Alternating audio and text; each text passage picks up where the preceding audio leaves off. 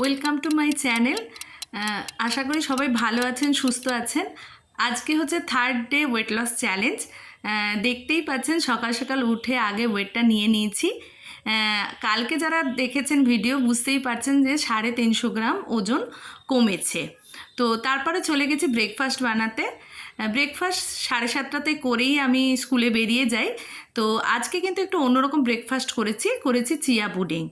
তো সারা রাত্রে কিন্তু চিয়া সিড আর ওটসটাকে ভিজিয়ে রেখেছিলাম।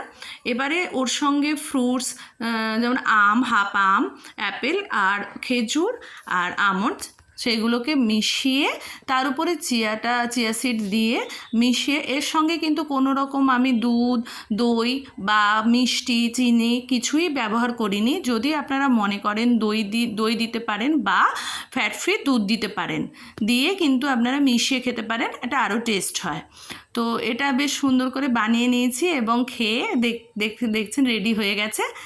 এরপরে স্কুল থেকে এসে গেছি 11টার সময়। এসে কিন্তু আজকে ছোলা মটর সিদ্ধ এবং তার সঙ্গে একটু ঝুরি, অল্প একটু বাদাম, তারপরে একটু স্যালাড দিয়ে একটা স্যালাড বানিয়ে নিয়েছি, কারণ আজকে ফ্রুটস নেই বাড়িতে।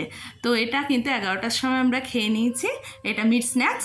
এরপরে কফি, ব্ল্যাক কফি, প্রতিদিনের মতো স্কুল থেকে এসে এনার্জি পাওয়ার জন্য ব্ল্যাক কফি নিয়ে নিয়েছি।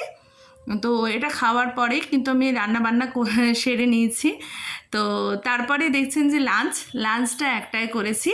তো আজকে লাঞ্চে রেখেছি ভাত, তার সঙ্গে কলমি শাক ভাজা, ছোট ছোট চিংড়ি মাছ দিয়ে একটু আলু, অল্প করে কার্বোহাইড্রেট রেখেছি। সব কিছুই আমাদের শরীরে ব্যালেন্স করে দরকার। তো চিংড়ি মাছ দিয়ে তরকারি আর একটা লাউ ঘন্ট আর হচ্ছে যে স্যালাড। তারপরে বিকেলবেলা অ্যাজ ইউজুয়াল 4:30টার সময় আজকে নিয়েছি একটা র চা এবং তার সঙ্গে পাঁপড়। তারপরে কিন্তু 6:30টার সময় আমি সামান্য একটা 20 মিনিট বা 30 মিনিট একটা ওয়ার্কআউট করি। ওয়ার্কআউট করার পরেই কিন্তু একটা অল্প করে একটু স্যালাড খেয়ে নিয়েছি ইভিনিংয়ে। তো ইভিনিংয়ে খাওয়ার পরে এবারে রাত্রের ডিনারটা কিন্তু 10টার সময় করেছি। তো দেখতেই পাচ্ছেন রাগি আর ওটস দিয়ে রুটি করেছি এবং চিকেন স্টু বানিয়েছি, তার সঙ্গে স্যালাড। এই হচ্ছে আজকের আমাদের মেনু। এবং যদি ভিডিওটা ভালো লেগে থাকে অবশ্যই লাইক করবেন এবং সাবস্ক্রাইব করে দেবেন। Thank you.